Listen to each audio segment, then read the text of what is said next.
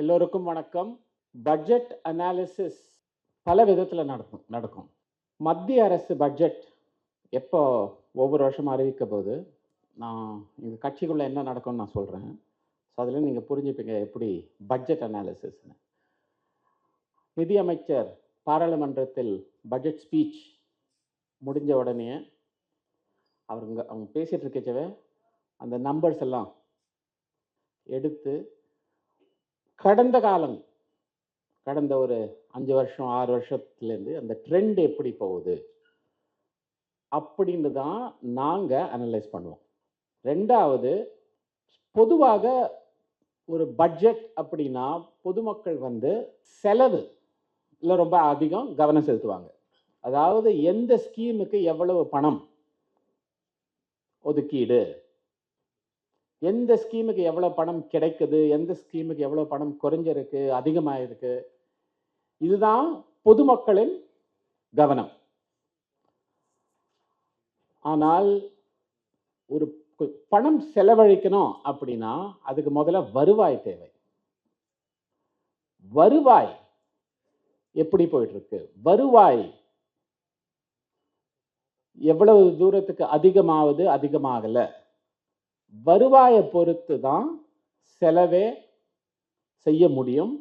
ஆகையால் ரெண்டாவதாக நாங்க வருவாயில கவனம் செலுத்துவோம். மூன்றாவது செலவு, நான்காவது வருவாய்க்கு மேல செலவு எவ்வளவு, பற்றாக்குறை, டெபிசிட் அப்படின்னும். வருவாய்க்கு மேல செலவு இருந்துச்சுன்னா கடன் வாங்கணும். ஸோ எவ்வளவு கடன், அந்த கடனோட டேர்ம்ஸ் என்ன, கடன் சும்மா கிடைக்காது, கடன் வட்டி, கடன் எடுத்தா வட்டி கட்டணும். அப்ப அந்த வட்டி சுமை எவ்வளவு, இந்த மாதிரி தான் ஒரு சீரியஸான ஒரு அனாலிசிஸ் செய்யணும் ஒரு பட்ஜெட் அனாலிசிஸ் அப்படின்னா. இப்போ ஒரு மாநில அரசாங்கத்துக்கு வருவாய் எப்படி வரும், செலவு எங்க போகும் அப்படின்றது புரிஞ்சு கொள்ள வேண்டும். ஏன்னா மத்திய அரசுக்கு வருவாய்க்கும் மாநில அரசின் வருவாய்க்கும் பெரிய டிஃபரன்ஸ் இருக்கு.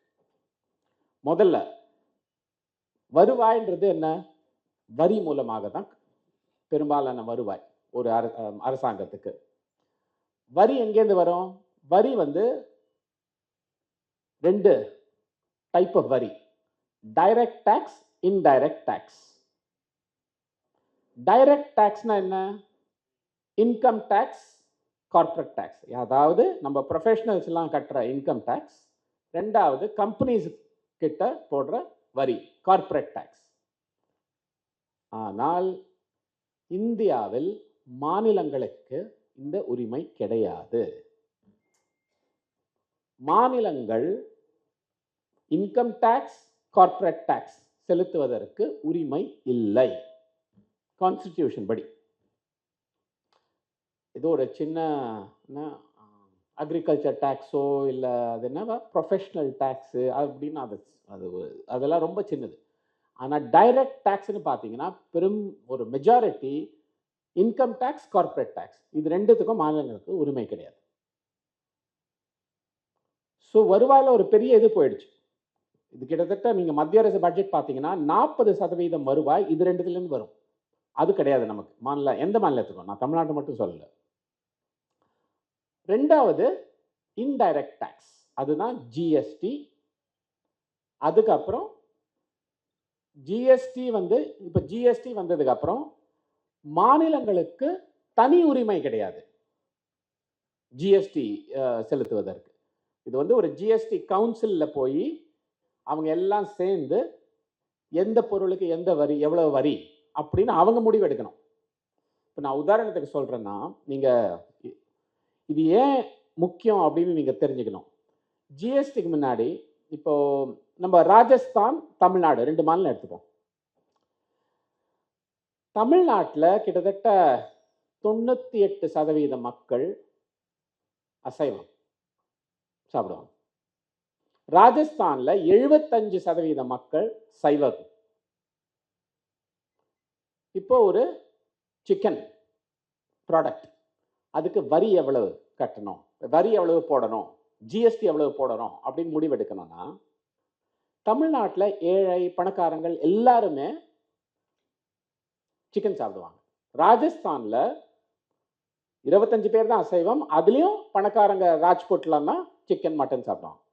ஸோ இப்போ ஒரே மீட்டிங்ல உட்காந்துருக்குச்சு, ராஜஸ்தானோட நிதி அமைச்சர் என்ன சொல்லுவாரு, இது வந்து வெறும் பணக்காரங்க தான் சாப்பிட்றாங்க எங்க மாநிலத்துல, ஆகையால் அதிகமாக வரி இருக்க வேண்டும் அப்படின்னு சொல்லுவாங்க. நம்ம தமிழ்நாட்டில் போச்சு அந்த அதே மீட்டிங்ல உட்காந்துட்டு இருக்குச்சு, இல்ல இல்ல இல்ல இல்லப்பா, இது வந்து எங்க ஊர்ல எல்லாருமே சாப்பிடும், ஏழையிலேருந்து பணக்காரன், ஆகையால் வரி கம்மியாக இருக்கணும் அப்படின்னு இந்த சண்டை நடக்கும். ஜிஎஸ்டிக்கு முன்னாடி தமிழ்நாட்டு வேணா சிக்கனுக்கு 10% போடலாம், ராஜஸ்தான் 20% போட்டிருக்கலாம். ஜிஎஸ்டிக்கு அப்புறம் இது செய்ய முடியாது. ஸோ இந்த ஒரு சங்கடம் ஜிஎஸ்டிக்கு அப்புறம் வந்துடுச்சு, ஒரு மாநில அரசுக்கு வருவாய்க்காக.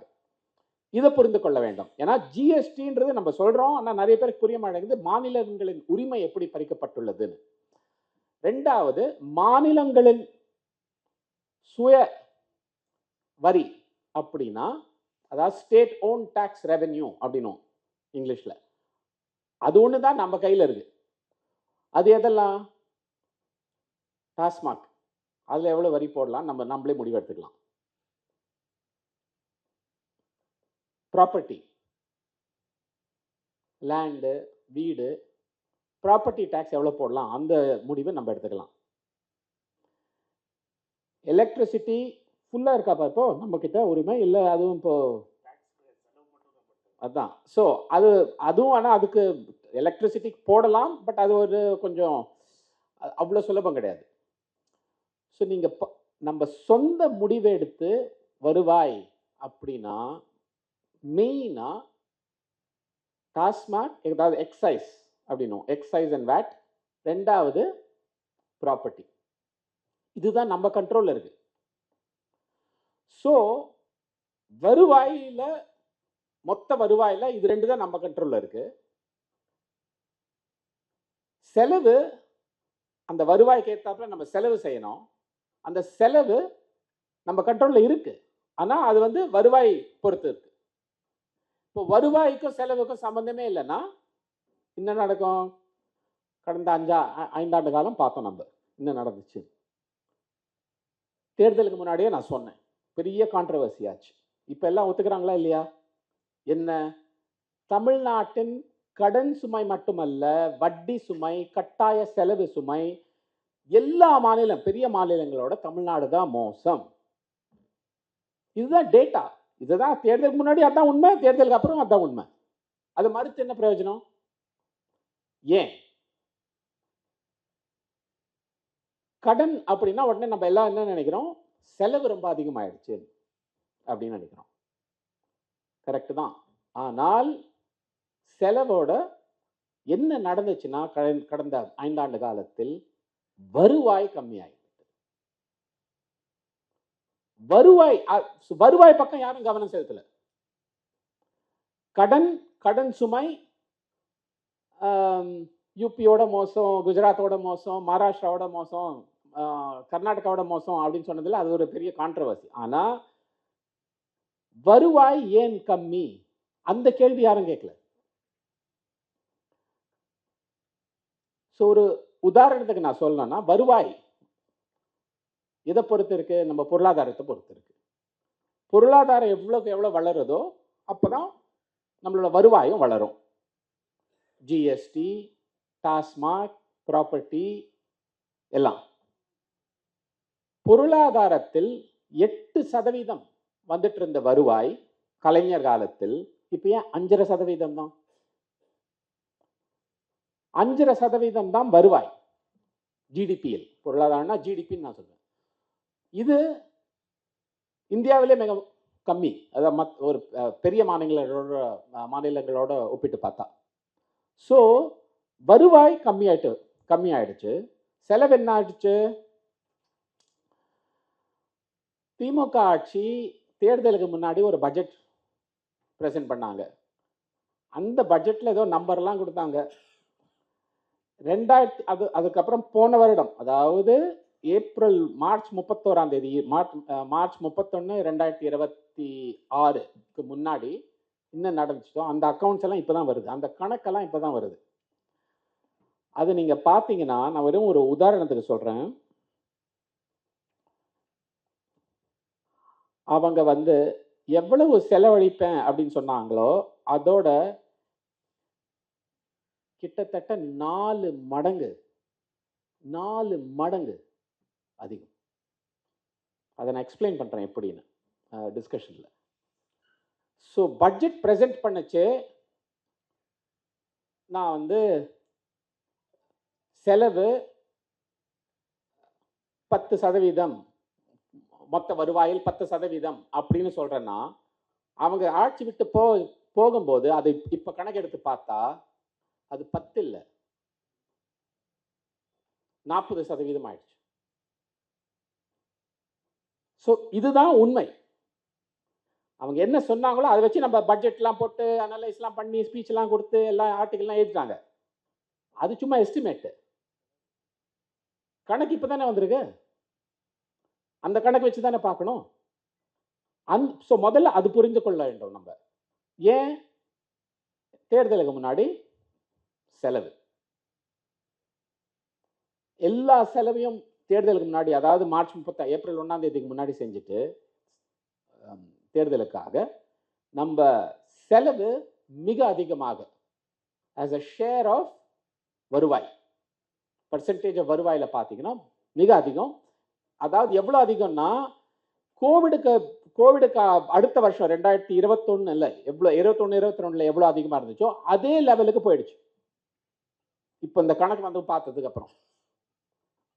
ஸோ அங்கேருந்து நம்ம இழுத்துட்டு வரணும் நம்மளோட அக்கௌண்ட்ஸ். அதுதான் இந்த பட்ஜெட் செய்ய முயற்சி எடுத்து உள்ளது. ஸோ ஆகையால் நான் இந்த பட்ஜெட் பற்றி சிம்பிளாக சொல்கிறேன், அதுக்கப்புறம் நம்ம டீட்டெயிலாக டிஸ்கஷனில் வச்சுப்போம். இந்த பட்ஜெட் எப்படி பார்க்கணும்னா, ஒரு ஆனஸ்ட் பட்ஜெட். அவர் எப்படி மாண்புமிகு முதலமைச்சர் பதவியேற்பிலே என்ன சொன்னாரோ, அதாவது செய்ய முடிஞ்சதை தான் நான் சொல்லுவேன், நான் அரசியல் செய்ய மாட்டேன் பட்ஜெட்டில் அப்படின்னாரோ, அதை நிரூபிச்சிருக்காரு இந்த பட்ஜெட்ல. என்ன சொல்லியிருக்காரு இந்த பட்ஜெட்ல? இதுதான்ப்பா சூழ்நிலை, இதை கொஞ்சம் கொஞ்சமாக தான் நம்ம சரிப்படுத்த முடியும். என்ன சரிப்படுத்தணும்? வருவாய் அதிகமாக்கணும், செலவுகள், கட்டாய செலவுகள் கொஞ்சம் கண்ட்ரோல் பண்ணணும், கடன் சுமை குறைக்கணும். இதை நாங்கள் செய்யறோம். முதல் வருடத்தில் எல்லாத்தையுமே செய்ய முடியாது. ஸோ ஒரு அடுத்த 3 வருஷத்துல நாங்கள் எப்படி இதை செய்ய போறோம் அப்படின்னு ரொம்ப தெளிவாக சொல்லியிருக்காங்க இந்த பட்ஜெட்ல. ஸோ ஃபர்ஸ்ட் புரிந்து கொள்ள வேண்டியது, இந்த budget is an honest budget. இதை செய்கிறேன் அதை செய்கிறேன் அப்படின்னு இல்லை. ஸ்கீம்ஸை பொறுத்த வரைக்கும் டீட்டெயிலாக பேசுவோம். பட் எல்லா ஸ்கீம்ஸுக்கும் எவ்வளவுக்கு எவ்வளவு அலோகேஷன் கொடுக்க முடியுமோ